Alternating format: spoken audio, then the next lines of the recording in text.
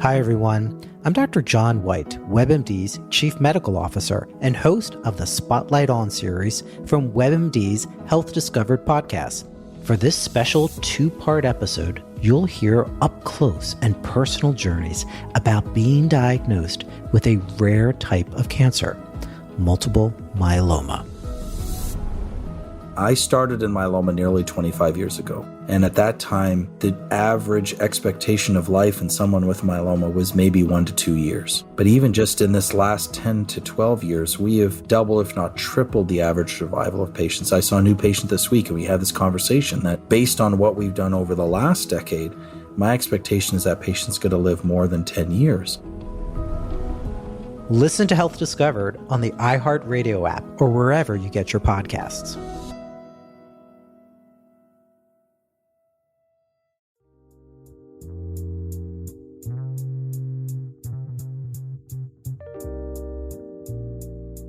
Hello, and welcome to the Proactive Caregiving Podcast.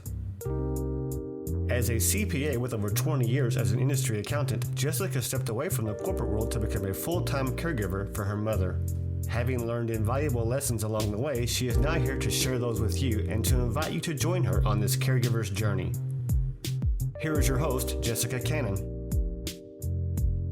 Hello, and welcome everybody. I'm here today with a dear friend of mine. You'll get a chance to hear from John Harrell, his story of tragedy to triumph. Tragedy that he has learned to heal from and use to teach others, and use this story as an example of compassion. As I look back into my mom's history, trying to pinpoint when, where, and how her heart was broken, I was not surprised to find specific details around childhood abuse. John is a survivor of childhood physical and emotional abuse. But the cool thing is he's taken this type of life and has turned it into greatness. He serves as a chairman of the board of directors for Rachel's Challenge. This is the largest program in the world which focuses on kindness and compassion, and it's named after Rachel Joy Scott, the first child killed at Columbine High School. Rachel's Challenge transforms the lives of 2 million people per year in 40 countries. Now, John manages a successful business, he writes a daily inspirational blog, and he is a public speaker. His audience includes corporations, trade associations, college students, and incarcerated children. In 2018, John had a chance to publish his first book, Killing My Father, Then Finding Him, which became a #1 bestseller on the first day of publication on Amazon. The title alone captured me. I want to introduce you to John Harrell. Welcome on, John. Thank you. Thank you for having me. I'm honored that you would ask. Absolutely, because like I said, the title alone captured me on this book because I think about how many people are out there in a situation where they're caregiving for maybe a parent that they don't have that relationship with, a good, solid relationship with, that they're not coming from a place of compassion. And so tell me a little bit how this story came about for you, how this book came to be. Sure. So as you mentioned, I publish a blog, and it's now a daily inspiration, very short, so something that people can start their day with. But when I started it, it would be an occasional blog. About every 2 to 3 weeks, I would write something and put it out. And those were longer. In April of 2018, I published a blog that I titled Atticus Finch is Dead. Atticus Finch being the fictional character from my favorite book and movie of all time, To Kill a Mockingbird. In that blog, I cited a couple of things. One is a Department of Justice study where it was reported that 69% of youth suicides are kids from fatherless homes. 75% of rapists are kids from fatherless homes. And then in the next paragraph, I went to a deeper dive about my own family situation, something I had sort of touched on before, but I kept getting encouraged to go deeper. So I did. I said, well, what about those of us whose dad came home every night, but we really wished he didn't? And I went into telling about what it was like to live in my home, a fear-filled home where you're literally walking on eggshells, hoping that I don't send my dad into, a really angry spiral. And my mom wasn't really any better. She just wasn't I wasn't as afraid of her because she was not as physically imposing as my dad was. Mm-hmm. And so when I published that, I received a couple of hundred people reaching out to me. Some I knew, most I didn't know, saying, hey, I grew up the same way, but I always thought I was the only one. Mm-hmm. One girl called me. Now, I hadn't talked to this young woman since middle school, I guess. Anyway, she found me through Facebook, and she said, well, I finally stopped crying. And I said, well, I make girls cry all the time, but I haven't even talked to you. How could I make you cry? And she said, well, I read your blog. And she said, what you don't know is that when we moved away from our hometown where we met, so we moved to Dallas, and one day when I was in high school, my dad came home early from work, and he caught me in bed with my high school boyfriend. Mm-hmm. So he kicked him out, and then my dad kicked me out and called me, a lot of names, said, my daughter's not going to be the town slut. Get out. Right. You're no longer my daughter. And I said, oh, gosh, you deserve to be disciplined, but not that. No. That was overkill. I'm so sorry. She said, I've tried reaching out to my dad and repairing the relationship with him, but he wants nothing to do with me. Sorry. I mean, I really am, because people, you carry those hurts with you, mm-hmm. no matter how good that your life may look on Facebook or Instagram or whatever. You're carrying these things with you that are damaging you to your very core inside. So I received so many responses to it. That's the most response I've ever gotten to a blog. I thought, if this many people reached out to me and told a little bit of their story and how they could relate, I thought, there's got to be 20, 30, 100 times more people that didn't take time to write, because you want your family as part of your identity from an early on, and you kind of want people to think that your family is just fine. But we know better. I mean, there's a lot of really messed up families. So I thought, I probably need to go into an even further dive about just, I called the book Observations, which is what it was, mm-hmm. but also how I was able to take, the damage that had occurred in my life, the trauma, emotional trauma, because the physical wounds heal, but the emotional trauma stays with you. Absolutely. And how I was able to actually flip the script and forgive my dad and my mom long after they were dead. But it was just a way I thought, if I can show people how I did it, maybe they'll be encouraged to try to do it as well. Whether you're, the people that have harmed you, whether it's parents, it's ex-spouse or whatever, whether they accept it or not, mm-hmm. doesn't matter. It's for you. The recovery program recovery is for you. Exactly. So that's where the book came from, and I wrote it in 3 days. It was crazy. Yeah. Editing took a little longer, but that's not the fun part. The writing part was actually pretty easy, to tell you the truth. And I'm sure as you were writing, it was one of those, because I know that's what drew me towards writing, is it does become that cathartic process. It's a healing process to get this out. And I love it. Does. And the more I do it, the more I experience that too. Exactly. Well. And I love the way, as you write in the book, you not only have your story, but you connect it and parallel it to other very serious, traumatizing situations that have been on the news. Like, as you mentioned, from Columbine, that those are the areas that people relate to. And that's the thing, is when we talk about our deep, dark pains, and especially like the woman who is a broken relationship with her father, those are those deep-seated relationships that take us through life, and it affects every other relationship that we have, whether it's a personal relationship or a professional relationship. That is dead on correct. That's what I experienced myself. And that's why one of the things that those relationships for me is exactly as you wrote in your chapter, under fear. And to this day, I'm still slowly but surely coming out of those areas of fear of past experiences. But I like the way you had noted in here that under fear, the idea of a loving family was one I held onto dearly, but as a small child, I lacked the tools to manifest it. I became a performer to feel a modicum of acceptance and sometimes praise. How many of us have experienced those moments in life that have broken our hearts, and we become that performer because we seek praise, we seek love, we seek acceptance. I mean, even now in my life, I'm still seeking that from others and finally accepting that I can love myself. I don't need their acceptance. That's right. You don't.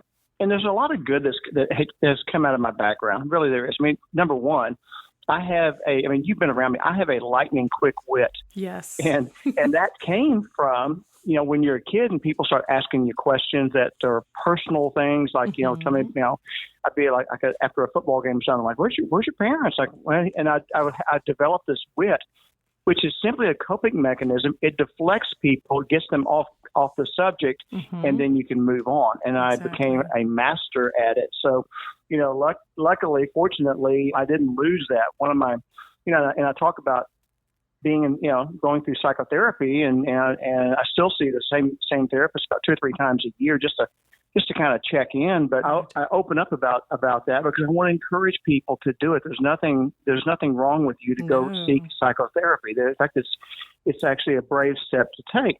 But I was telling my guy, I said, look, his name's David. I said, David, I'm really kind of concerned that if I get healthy mentally, physically, emotionally, spiritually, that I'm not going to be funny anymore. And being funny, humor is the only way I have ever gotten girls to pay attention to me.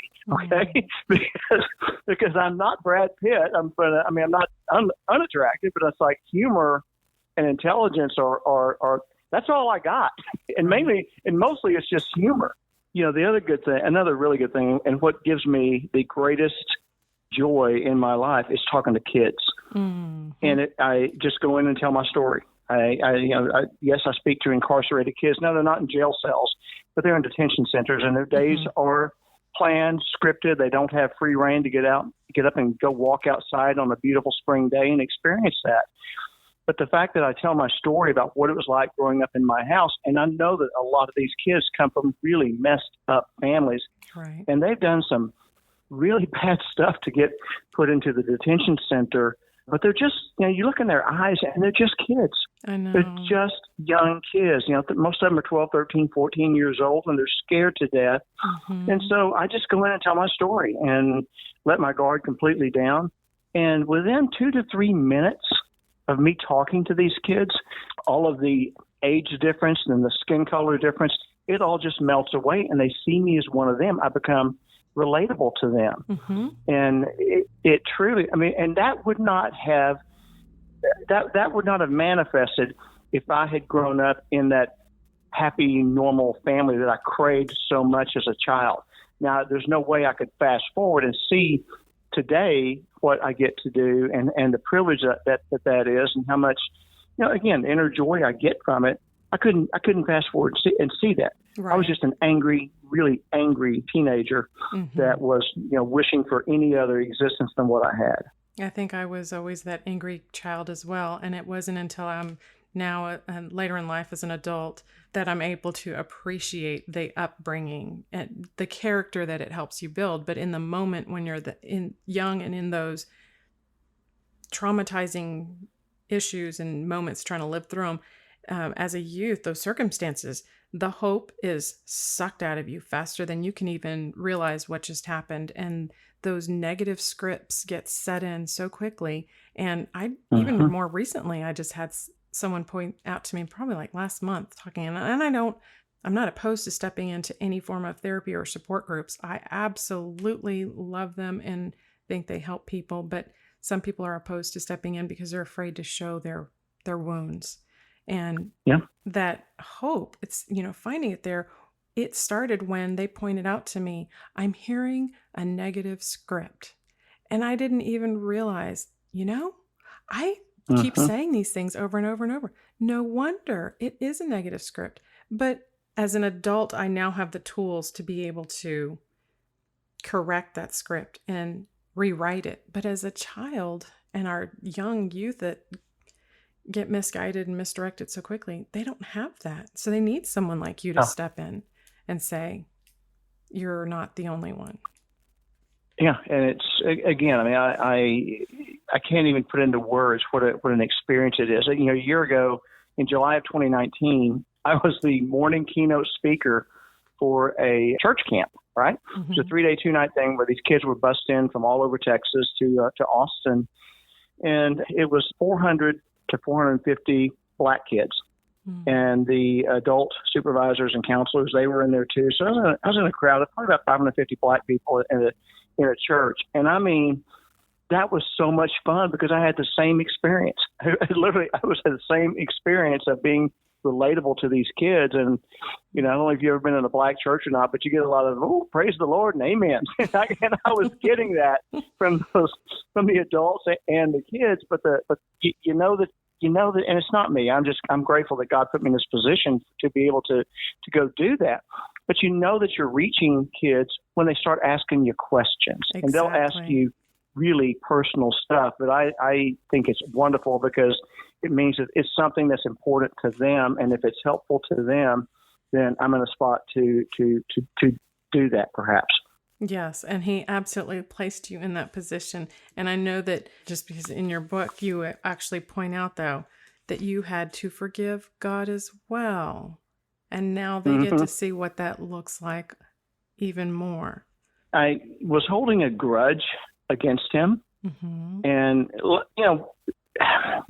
one thing that I learned, and I can't even, the word grace is tossed around a lot, but I got to tell you, I laid into God when I was a teenage kid. I was just dying inside.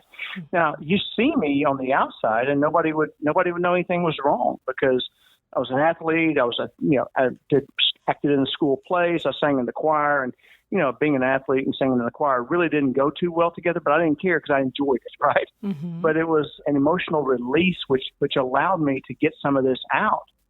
But I would just lay into him like, if you're so great, why'd you put me in this family? Why can't I be in a family like my friends have? Because in my mind, my young idiot mind, I thought that family was like what I'd see on TV, not realizing that's a scripted thing. And I thought, they don't yell at each other.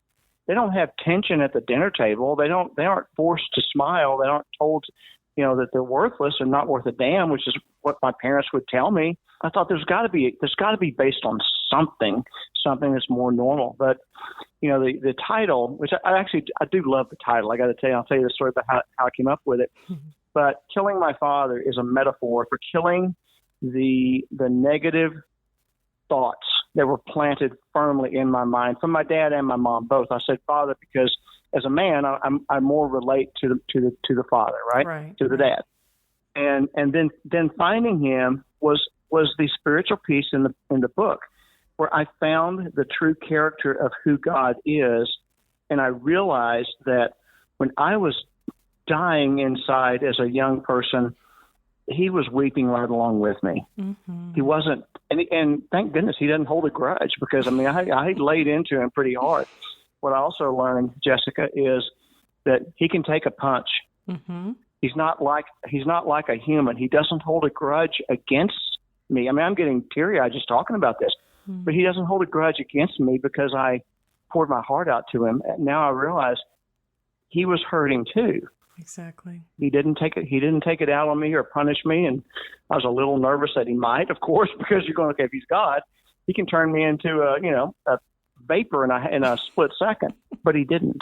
No. So, and it's a lifelong quest now to learn and study and really impart the character of who God is into my heart, not just my head, but into my heart. When you can connect the intellect to the emotion, then it becomes part of who you are. Then you see things through a different prism, if you will. I absolutely agree with that because for so long, growing up in that same type of an teenager angst world, and then taking that into my adult life and trying to go through a career in that mentality, I didn't realize how closed off I was and how much it really affected me until I was able to learn how to drop out of my mind, out of my head and that analytical mind, to let go, not completely turn away from intellectual ways of life, but to drop out of that mindset and drop into the heart. And that's not always easy. there were some things I didn't want to look at. There were some things I didn't want to feel through, but it wasn't until I did that things changed. It's like when you said, thank goodness that he doesn't hold a grudge, because I feel like no sooner that you said that, I was picturing him with his hand on my head, and it's a little kid trying to throw swings at his waist, and he's like, calm, child, calm. But I didn't reach that sense of calm until an adult. And even now, I can say that it makes a huge difference of going from the head to the heart. It does. But again, you carry these things with you if you don't find a way to work through them. And you can't just wish it away. And I learned that. I thought I could. I really thought I could, but that's just how naive and unprepared for adult life that I was.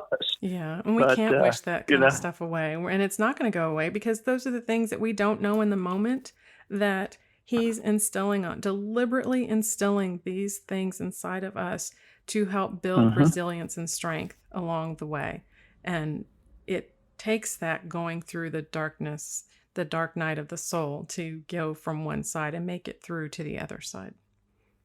That's right. And you mentioned resilience. And I wrote about that in the book. And I speak on this too. It's like, as a parent, I have two boys that are now 27 and 25. But when they were growing up, I had to let them hurt. I had to let them fall flat on their butts and hurt and grieve and figure out that they can pick themselves up, because that will prepare them for something else that may happen in their life. But it teaches them resilience and gives them confidence that they can. Exactly. When you think about my friend Darrell Scott, Rachel's dad, his life was turned upside down in an instant. One day they've got 5 kids going off to school, various, elementary, middle, and high school. And then at the end of that very day, he's lost a child. But if he hadn't been imbued with a strong character and a strong, he did have a strong faith, but he also had resilience. He was just mentally tough, and not to say he didn't grieve, because he did. In fact, 21 years later, he still grieves his daughter. I don't think that you ever get over that. I don't know. I can't really empathize because I don't have a shared experience. Right. But he does think about these things. But again, if we raise kids in the participation trophy generation, as I call it, and we just make things easy on kids so that they don't hurt. As a parent, I get it. You don't want your kid to hurt. Right. No. But you got to let them go through it. Yes. You've got to let them go through it, because that's how they learn that they will get over it. I mean, I remember one of my sons, his girl broke up with him, and he was heartbroken. And I said, I wish I could take the pain away, but I can't. Right. You just have got to grieve and work through it. And I promise you, it will get better. You don't see it now, but I promise you it will get better. And what I didn't tell him was, and he'll listen to this after it's dropped, but what I didn't tell him was, your dad knows a lot about rejection from women, okay?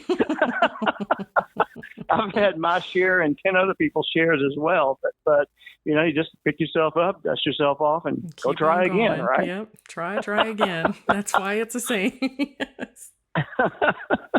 But the book title, so I was toying with the idea of writing it on a weekend, and I wrote down a few titles I thought might be okay, and one was like I'm No Longer Afraid or something like that, and it just didn't resonate. So I will never forget, after that weekend, when I was bouncing this off a couple of my friends, talking about what I wanted to write about and how I would do it, and I woke up, and at 5:40 in the morning on that Monday morning, I just had this real short conversation. I said, okay, God, if you want me to do this, you got to give me a title. And immediately that title popped in my head, and I'm going, I like it. It just clicks. It just works. It does. And I'm like, dang it, now I got to do it. Now I have to follow through and keep my commitment. Okay, I'll do it. But that's where the title came from. It's just one of those, and rarely are prayers instantaneously answered like that one, but that one sure was. Well, it goes along with that whole, if ask and you shall receive. You asked and he gave it. So you had to follow through. And I'm so glad you followed through, because this is yet another area in here that really spoke to me. And I love this, because as I read through your book, I can see how he was speaking through you to connect to so many others because, let's see, just on the third page, I think it's still even in the beginning of your preface, you have this area. Several years ago, I was having a conversation with a client who is a brilliant scientist. At one point, we started talking about faith. My client said, as a scientist, I'm really sort of an atheist. I believe in what I can demonstrate scientifically, and I'm not sure that includes a deity. I replied, okay, I get that. But consider this. Have you ever experienced love? And of course, he replied. Then I asked him to write out the scientific formula for love. I love that because exactly. That came from God because I am not that good, Jessica. Okay, I'm just not that good. It wasn't planned. It just came out. But that is. And he pulled it out of you and put it in this, you put it into this book and you finished it off. That's what faith looks like. And for me, that's, stepping into a new role in life, stepping out of, going through the transition of dropping from the analytical and intellectual mind into the heart. It was that transformational process that I feel that God brought about in me as he called me to be a caregiver.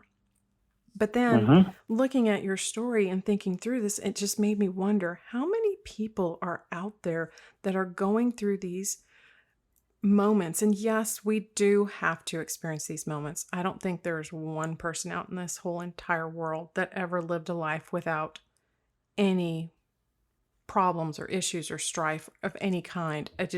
That's how we learn and grow. And as a parent, I know that God stands by and he's there with us every step of the way as we go through those trials and tribulations, but he's doing it for our own good. And this fact that I didn't see my faith grow until I stepped into that role. I wasn't coming as a scientist kind of mindset, but at the same time, it's just amazing how this works. And I'm so glad that you put that there. Do you feel that yourself? I mean, as a writer and as a blogger and inspiring others, do you feel like you're reaching those scientific analytical minds? I do, because we all have a common thread there, and that is the thread of the emotion. If you go back to the original school system in the United States of America, it was founded by Horace Mann. And in the original school system, public school system, they taught the head, the hand, and the heart. They taught, the analytical, the intellect, if you will, the emotion, and also the application. Now we teach to a test, but that doesn't mean that humans have evolved out of emotion. It's still there. True. Sometimes we're taught, as men especially, we're taught to turn it off. You've probably heard, I'm sure, maybe your husband's heard that, men don't cry. Well, sure they do. Right. Of course there's nothing unmanly about it. You don't want to walk around like a blubbering idiot all the time, but emotion is what drives us. The emotional side of our brain is where the creative spirit comes from. We all have it. Every one of us has it. But exactly. I hear people say, I don't have a creative bone in my body. Of course you do. Have you ever had an original idea? Well, yeah. Okay, that's creating something, okay? Yeah, exactly. You have it. You're just tamping it down. Let it flow. Get quiet. Listen, and maybe something comes, maybe it doesn't. But just because it doesn't come, maybe an idea didn't flow to you one time, doesn't mean it's not going to. Now is not forever. Right. So but you can reach the analytical types, and you can reach the people that get in the side of the brain. Do you feel love? Well, sure. Everybody has, right? Everybody except the sociopath, right?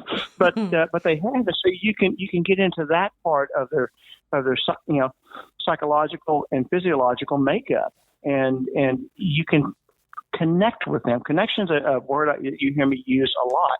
It's different from anything else. When you actually connect with somebody, you let your guard down, and then when you do that, that encourages others to let their guard down as well. I mean, I can't tell you how many times I always feel sorry for feel some compassion for my seatmate on an airplane, because they're going to get an earful, Because but you're placed there for a reason. I like getting their story. So like in a 3.5, 4 hour flight from here to Los Angeles, I've had people tell me their entire stories and of some horrific things that have happened to them. But that's just because I'm willing to let my guard down and be completely open with people. And it encourages them to as well. So instead of just having a casual conversation about, your favorite sports team or what's going on in the political world or the whatever, or the weather in Los Angeles, you can actually have a deeper connected conversation with people and really connect. And so it's just different. It's a different way to look at it, but I think everybody's got it in them. We just spend too much time putting up facades, as I call it, trying to look cool. We got to act together. Everything's good, but it isn't always. You said it earlier. Life is hard. I mean, life is challenging. No one gets out of this thing without having some real challenges thrown at them. And it's just, I always say, life will throw you curveballs. You got to learn to hit them too. Yeah, you got to learn how to knock them out of the park. And that's where, and I like also the way you also point out, people everywhere say they want unity and diversity. But when we have, situations we're able to create unity and still accept the diversity, we seem to step away from it. And our hearts, our broken hearts play into that. That proverbial broken heart play into that. Yep. Did you have a favorite chapter, by the way?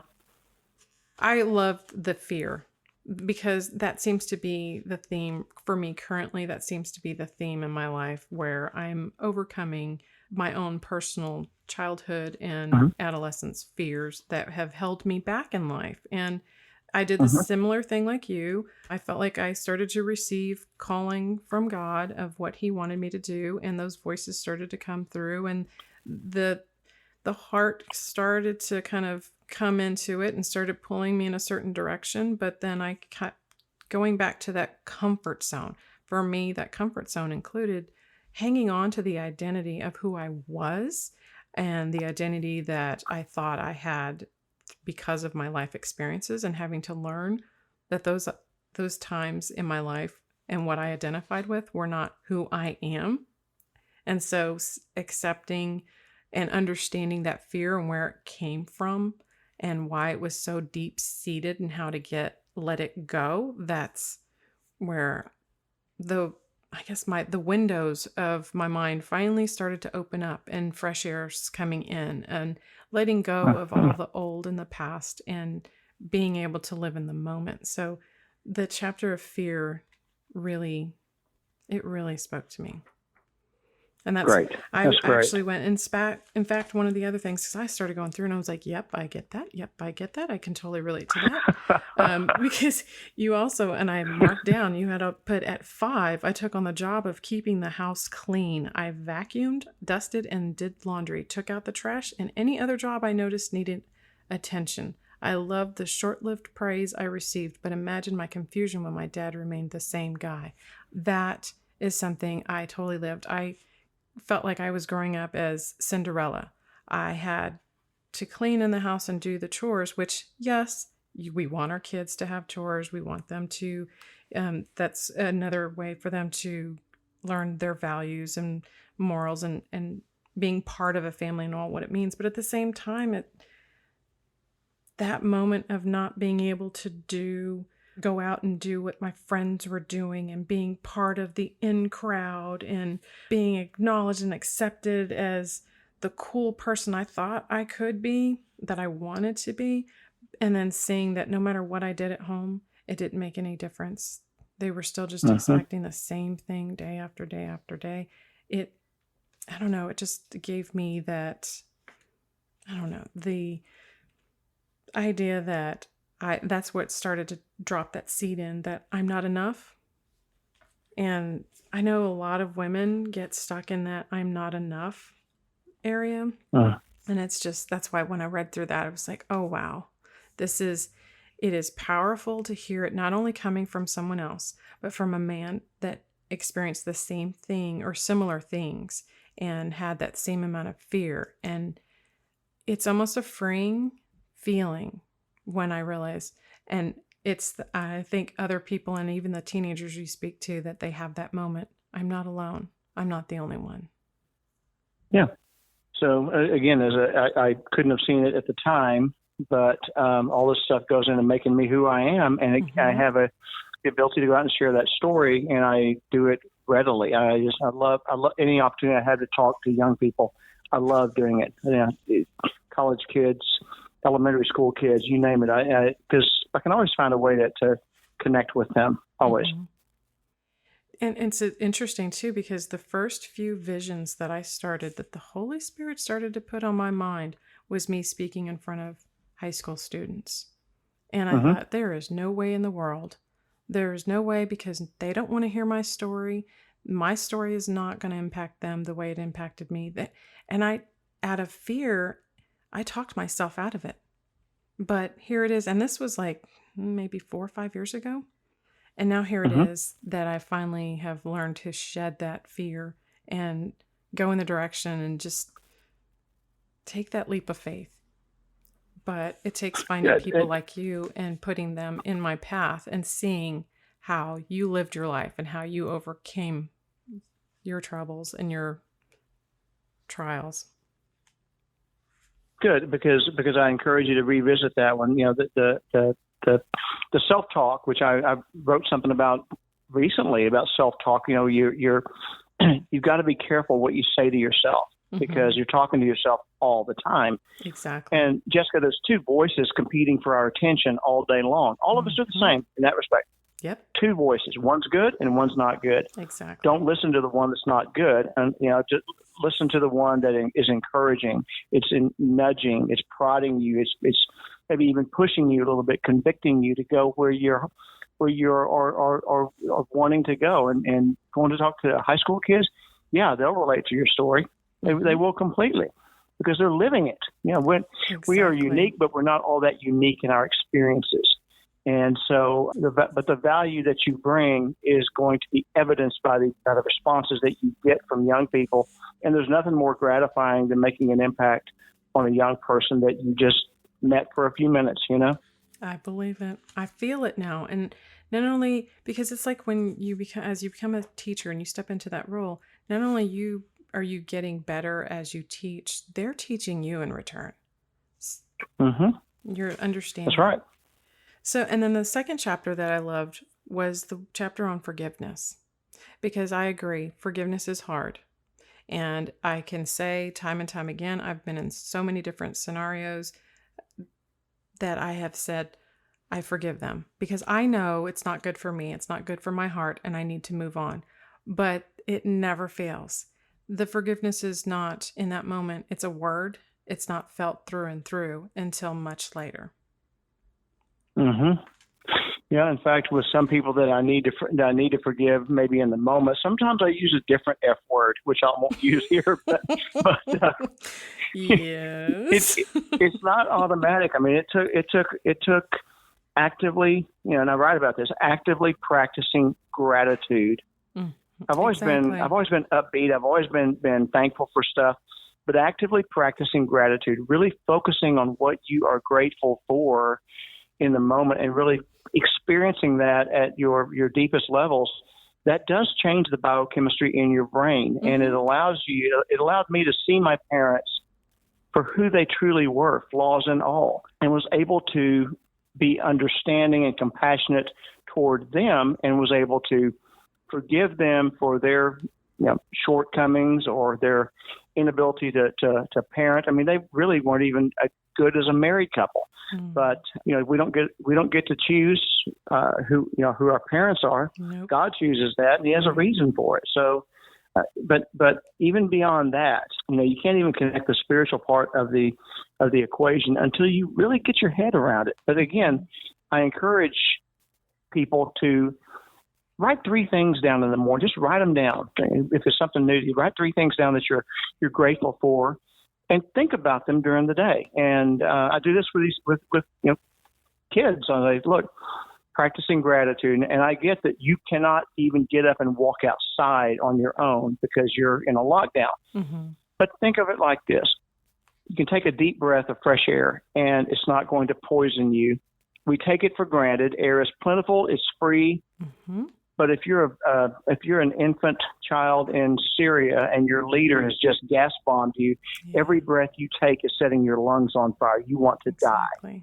So it's not something to take for granted. Water, there's usually a water fountain in or around the room I'm talking in. I was like, go, you can walk over there and get a drink of water, and you're not going to be poisoned. Not true if you live in certain parts of Flint, Michigan, where the water is so toxic with mercury that it will. In fact, it's killed children in Flint, Michigan. This is right here in the United States of America. So be grateful for that, because you won't live past a couple of days without water. So be grateful for that, and think about these things. And as you do, as your mind evolves, all of a sudden you'll start seeing even more things to be grateful for. You'll even look at trees differently. You'll look at little birds flying around differently. That it sounds so it's crazy and stupid, but it's true. You will see things through a different lens or a different prism, if you will, when you actively do this. And the thing is, it's available to anybody. You don't have to sign up for some self-help course. No. Just write it down, or even if you don't want to write it down, just think about it, and then think about it during the day. And then you find yourself noticing these things during the day. It takes about 3 to 4 weeks before it really starts to hit you. And then it does. And it feeds on itself. It just grows like a snowball coming down from an avalanche. It just gets bigger and bigger and bigger, and you can't stop it at that point. Well, and that's the thing with any new routine that you're trying to implement. It takes at least 21 days before it can become a habit. And once you drop it, that habit is broken faster than it took you to build it, which is why the consistency is so important. And it's amazing that you said that, because I was just having a conversation with my husband probably yesterday even, is that once I realized that if I try to maintain a mindset of gratitude, then if I was in that moment of gratitude, I wasn't in the moment of anger or fear or doubt or worries or anxiety. And I could look at the world in a different way. And I was seeing that gratitude was helping me to appreciate the world I am in, the time that I'm in this world, and how much more I have to go, how much I have to give, and how much I can connect to others and help them along the way. It made me feel so much better overall, that it's like, why didn't I do this sooner? Well, it's that programming, that negative programming that starts early in life. And we don't know to break that. We don't even know it's there until someone else comes into your life later on. That's kind of how it's happened for me. It's like, where has this been all my life, right? Exactly. And then in addition to that gratefulness helps me actually feel and understand the forgiveness and understand the other person that I was struggling to be able to forgive. Now, coming from that mindset of gratefulness, it's like, oh, now I know what it means. I understand where they were coming from. They had their intentions, whether they were good, bad, or indifferent. Those were their intentions at the time. Maybe they didn't know better. I can forgive them. I can let them go for whatever it was. And then I can move on in life in a better, positive, healthier way. Because that's another one you have in here, is healing the heart to heal the mind. And that's what the gratitude does. Somebody wrote me and said that on the chapter on forgiveness, they said that they had, because I write in there, you got to be able to forgive yourself too. And this person wrote me and he said, I never even considered that, but it's like, again, it goes back to some of this self-talk and beating yourself up, and you make a mistake and you hold on to it too long. I mean, everybody, I would get a whipping and a berating for spilling water, having an accident where you can't live perfectly, but it makes you, again, you walk on eggshells. It's like you forgive yourself for things you've done in the past that you don't do anymore. Forgive yourself for mistakes you've made. Don't keep beating yourself up. Really, if you're honestly, say you've offended somebody and you ask their forgiveness with pureness in your heart, and they forgive you or they don't. Either way, don't beat yourself up over it going forward. If your intentions, your motives are pure, that you seek their forgiveness, and then that way you can actually let it go. But people have got, every person I encounter has got some things that they need to forgive themselves for. Yes, that's true. I mean, emotionally, again, just like when none of us have gone through life without any errors or any issues that we've had to learn and grow from, there's because of those. And in fact, those were the moments that once I finally started to become more self-aware of this, I was able to look back and forgive myself, because at the age of 20, what did I know at 20? So the decisions I made at 20, I could forgive myself because I just was inexperienced in life in general. Sure. And that's right. And that's one of the things that helps. I laugh because at 20, I thought I knew it all. Of course, we all do. And that's why I laugh at my oldest son, who is now 24. And when he was at that 19, 20, 21, so many times that I'd say, oh, just wait. And other parents around me that had their children that were older, they would tell me, just wait, he'll get there. And now that he's 24 and he's in adult life, the world of the, living, working, going to school full time, he's still finishing his degree, and other areas of life were happening. I'm like, do you still like adulthood? Are you still enjoying it? Is this still what you thought you couldn't wait to get to? Yeah. Childhood's actually a pretty good time if you're, unless you're in it, right? Right, exactly. So one of the other things I wanted to ask is, do you ever choose a word of the year? I never have done that, no. Okay. Well, I just started doing this about 3 years ago. And this is yet again another thing as I'm flipping through the book and I'm going page by page. I had just decided earlier this week, before I even looked at your book, that my word for the remainder of this crazy 2020 and going into 2021 in the intent of making positive change in my life, my word for next year was going to be authenticity. Oh, wow. Cool. Yes. So I get your book and I start going through. And again, one of the paragraphs starts off, I like to imagine God is laughing at this scene. And as you go through, and I'm thinking, how many times has he said to me and tried to place certain things on my heart and being true to myself and that authentic self and learning to be a better writer. And it really came down to just being more authentic. Mm-hmm. That is a great word, actually. And yeah, even though I watched that scene in Meet the Fockers so many times, Meet the Parents so many times, I still laughed. I was laughing as I was writing it down, describing that scene, because he just had to be perfect. It was a great scene, but it worked for that authentic chapter, being authentic, because people want that. Mm-hmm. But then we live in a world of Botox and filters and everything else, right? I know. I've fallen into that boat too. But, and that's where, when you ask that question, do you think God wants us to be real with him? Well, not only does he want us to be real with him, I think every other person out in the world wants realness, but they don't know how to present it and to show realness. Sure, because if you see the real me, maybe you won't like me. Exactly. And we all want to be liked, Exactly. That's the thing with kids. When you talk to kids, they can see right through you. You can't BS them. You've got to tell them things as they really are, because they can see if you're just giving them a line or something. Mm-hmm. They can see right through you. And so that's why you just got to be willing to let your guard down with them. And if you do, you'll get rewarded, and they'll get rewarded. They'll get what they're looking for. Right.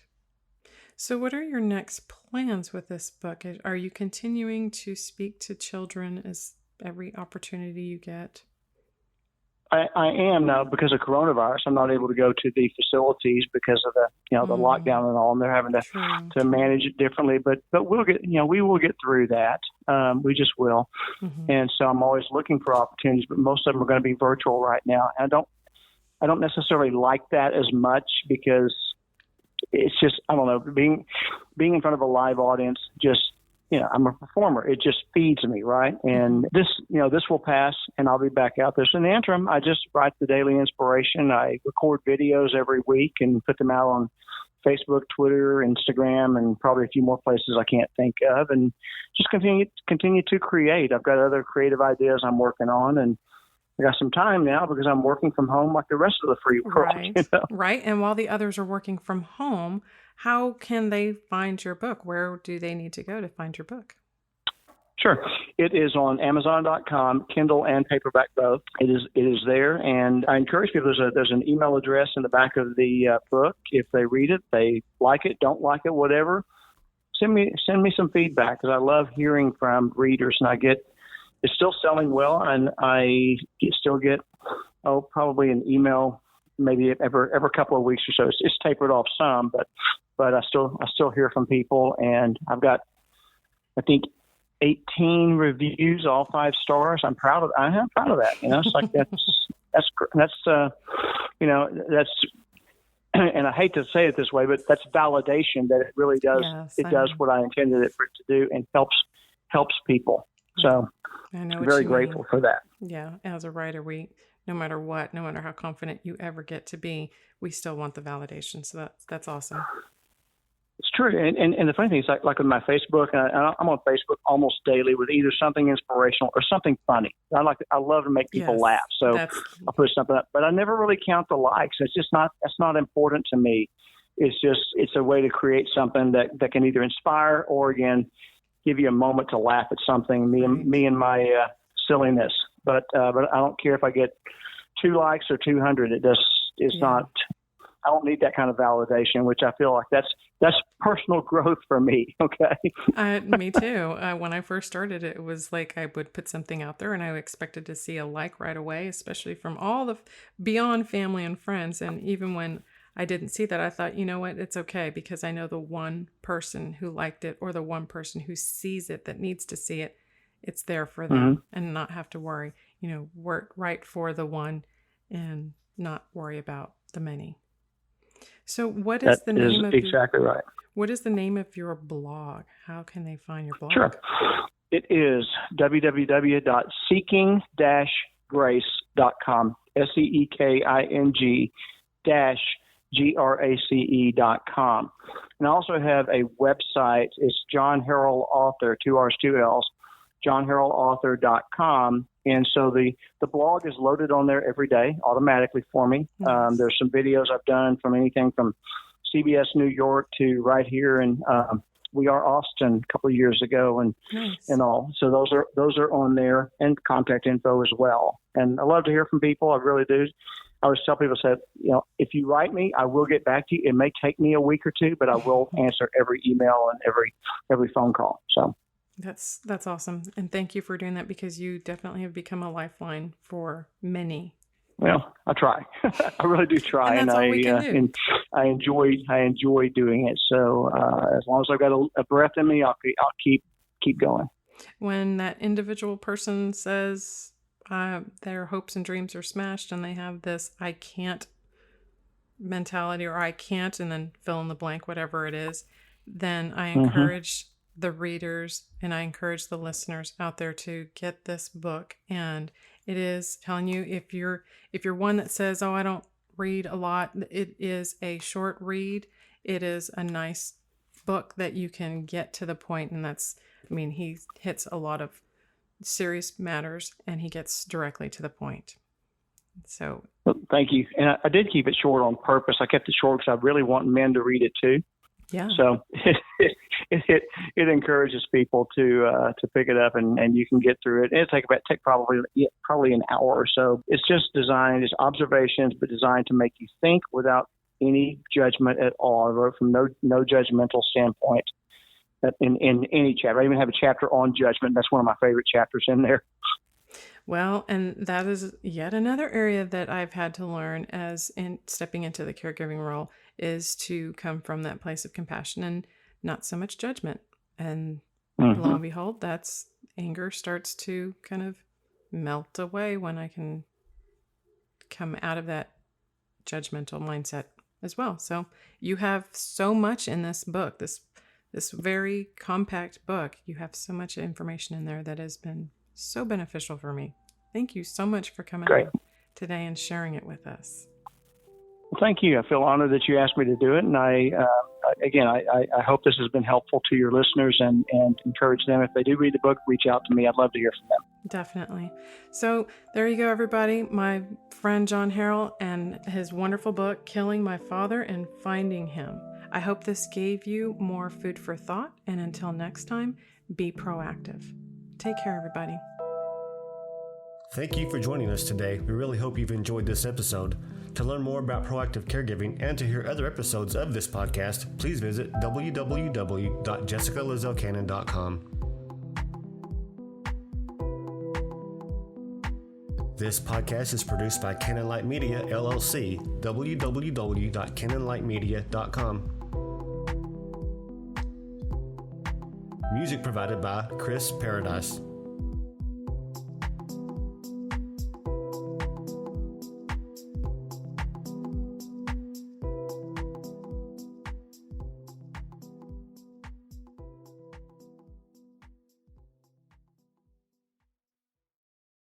Mary redeemed a $50,000 cash prize playing Chumba Casino this year. I was only playing for fun, so winning this was a dream come true. Chumba Casino is America's #1 social casino experience. It's serious fun. With over 80 casino-style games to choose from, you too could win life-changing amounts of cash. Be like Mary. Log on to ChumbaCasino.com and give them a whirl. That's ChumbaCasino.com. No purchase necessary. Void or prohibited by law. 18+. Terms and conditions apply. See website for details. The voice in the preceding commercial was not the actual voice of a winner.